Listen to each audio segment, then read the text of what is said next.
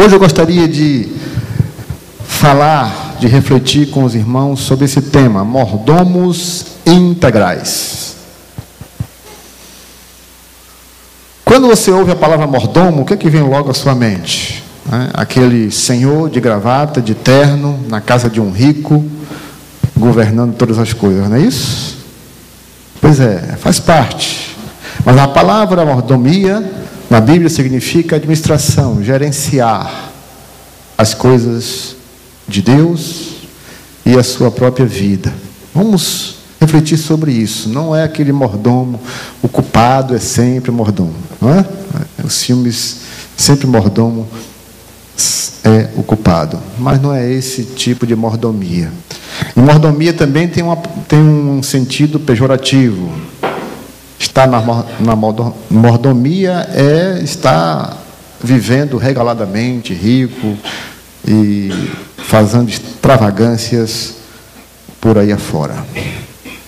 Mas os irmãos vão entender. No capítulo 16, versículo 2 do livro de Lucas, diz o seguinte: chamou então e lhe disse: que é isso que ouço dizer de ti? Presta conta da tua mordomia, porque já não podes mais ser meu mordomo. Vou repetir esse texto. Chamou então e lhe disse: que é isso que ouço de ti? Presta contas da tua mordomia, porque já não podes mais ser meu mordomo. Vamos orar. Pai, nos faz entender a tua palavra nesse momento e repreende tudo aquilo que não é teu neste lugar. Só a tua presença, a influência do teu Espírito Santo esteja sobre nossas vidas, sobre as nossas mentes, os nossos corações nesse momento, em nome de Jesus, amém. Vou contar uma história que eu já contei aqui para a gente entender o que significa isso. Eu já contei aqui algumas vezes e agora na sexta-feira eu contei essa história na formatura do pessoal de administração da FACEMP. Uma criança de 3 anos, ela ganhou pela primeira vez a sua camisa de botão. E ela quis vestir aquela camisa logo de imediato. Só que ela abotoava a camisa e sempre estava torta, ou de um lado ou de outro. E ela não teve paciência, se irritou e pediu ajuda ao pai. Pai, eu não consigo abotoar a camisa direito. Aí o pai pediu que ele desabotoasse, não abotoou e ensinou-lhe, dizendo: primeiro, acerte o botão de cima e todas as outras casas vão se ajustarem. Primeiro, nós precisamos prestar contas, ajustar contas com Deus. E depois, tudo na sua vida, tudo em nossa vida vai se ajustar. Meus irmãos, o que está acontecendo é que muitas pessoas primeiro querem ajustar as outras coisas e deixa a Deus por último. Não está administrando, não está sendo um mordomo eficiente, um mordomo eficaz. Precisamos primeiro ajustar com Deus. Precisamos primeiro tratar com Deus em toda a nossa existência, nossa história de vida. Primeiro temos que ajustar com Deus. Em nossas vidas, nas nossas diversas funções que ocupamos, seja como filhos, como pai ou como mãe, ou profissionais, ou estudantes, tudo depende de acertarmos primeiro com Deus. Você tem buscado primeiro acertar, ajustar com Deus? Sejam sinceros agora. O que é que está sendo prioridade na sua vida?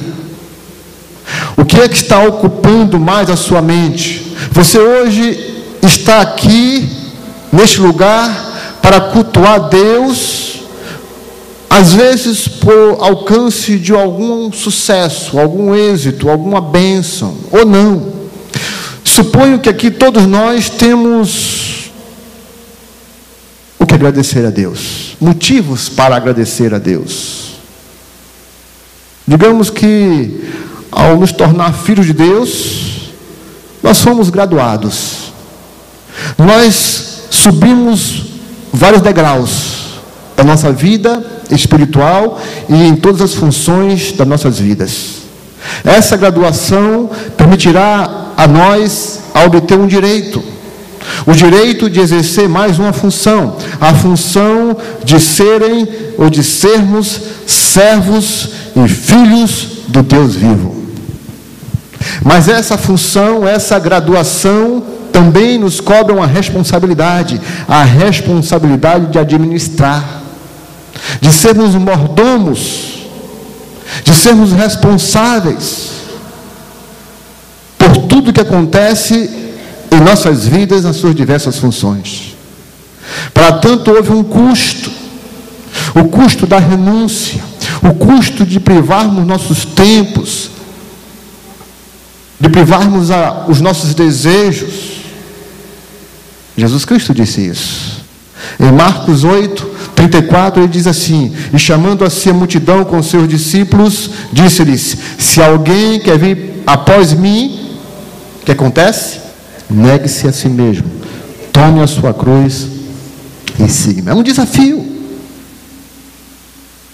Nós somos convidados a tomar posse, nós somos convidados a tomar as rédeas da nossa vida. Nós somos convidados primeiro a renunciar tudo, para primeiro cuidarmos da nossa vida com Deus. Tudo que me atrai nessa vida tem que ser secundário em relação a Deus. Tudo nessa vida que me atrai deve vir em segundo plano, terceiro, quarto, quinto plano, para eu cuidar primeiro a minha vida com Deus. Eu só vou ser um bom mordomo, um bom administrador da minha vida, se primeiro eu renunciar tudo, negar a mim mesmo, negar os meus conceitos, negar as minhas opiniões, negar tudo que eu adquiri, para buscar a excelência do conhecimento de Cristo Jesus. O apóstolo Paulo foi bem claro quanto a isso. Ele, inclusive, usou uma metáfora muito significativa. E para os judeus que ouviram aquilo, foi uma ofensa. E ele começou a expor aquilo que ele era da linhagem dos melhores judeus, que foi criado aos pés de Gamaliel, e Gamaliel era um mestre em Israel, o melhor mestre em Israel, fariseu de fariseu, doutor da lei. E aí ele foi citando tudo que ele tinha adquirido. Aí depois ele conclui dizendo assim: mas eu considero tudo isso que eu era, tudo isso que eu adquiri durante a minha história de vida, como esterco, pela excelência do conhecimento de Cristo Jesus. Ou seja, ele colocou Jesus Cristo em primeiro lugar. Eu acerto primeiro com Deus.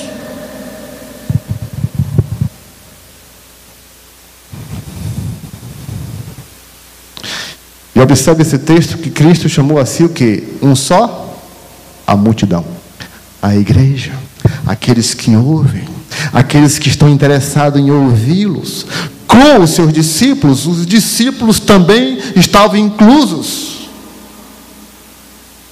E ele fez um desafio: se alguém quer vir após mim, se alguém quer me acompanhar, se alguém quer ser chamado de crente, se alguém quer ser chamado de cristão, negue-se a si mesmo e tome a sua cruz. E aqui eu vou dar uma palavrinha sobre cruz. Tem gente que acha que a cruz é o marido que bebe, é o filho que usa droga. Não, isso não é cruz. Meu marido é uma cruz que eu carrego. Não é. Sabe o que é a cruz? É, apesar de você ter um marido que bebe, de ter um filho drogado, você continua sendo fiel a Deus, você continua nos caminhos do Senhor. Isso é carregar a cruz. Porque depois que seu marido se converter, seu filho se converter, acabou a cruz? Não, cruz não são pessoas que lhe dão trabalho. A cruz é a sua fidelidade, que vai até o fim. E aqui para nós tem muita gente querendo carregar uma cruz de isopor e dizer, sou crente. Tem muita gente querendo cortar a cruz pela metade para ficar mais leve. O desafio do cristianismo, do ser cristão, é negar-se a si mesmo, é usar bem a sua mordomia. No entanto, é preciso não apenas agradecer a Deus por você ser um mordomo, mas sobretudo é preciso haver um reconhecimento. Nada somos e nada podemos fazer sem Deus. Precisamos reconhecer isso. Em nossas vidas, nada somos e nada podemos fazer sem Deus. E Jesus disse isso no Evangelho de João, capítulo 15, verso 5, última parte. Ele disse, sem mim, nada podeis fazer. Só Jesus pôde falar isso durante a história da humanidade. Ele olhou para os seus discípulos e olha para nós hoje e diz assim, João Carlos, sem mim nada podeis fazer. Bruno, sem mim nada podeis fazer. Luciano, nada podeis fazer sem mim. Marcelo, nada podeis fazer sem mim. Igreja, nada vocês podem fazer sem a minha presença na vida de vocês. Nada. E esse nada é nada mesmo. Nada que é espiritual. Nada que venha nos elevar espiritualmente podemos fazer. Atentem para a palavra nada. Nada do que você seria se não fosse por Jesus. Mesmo o ateu, nada é se não for por Deus, se não for por Jesus. Nada existiria se não fosse por Deus. Esse é o reconhecimento de que nós devemos acertar primeiro com Deus, a começar pela vida, pela permanência desta vida e pela vida depois desta vida. Não teria sentido algum, irmãos e amigos que estão aqui, vivermos apenas nesta vida. Não teria sentido a gente ter consciência da nossa própria vida, da nossa própria existência, e depois terminar no túmulo. Deus não iria criar o homem à sua imagem e semelhança, com a inteligência e com a consciência de vivermos, de sentirmos, de amarmos, de escolhermos e depois acabar tudo. Não teria sentido a vida. Individualmente, cada um de nós somos mais complexos. Aliás, antes disso, eu queria dizer uma coisa. Tudo o que Deus criou para ser eterno. Hoje nós temos condições de entender o universo, pelo menos a sua dimensão. Vocês que são estudantes e vocês que são curiosos, aonde termina o universo? Hein? O universo tem fim? Significa que o universo é infinito, assim como tudo que Deus criou, eterno.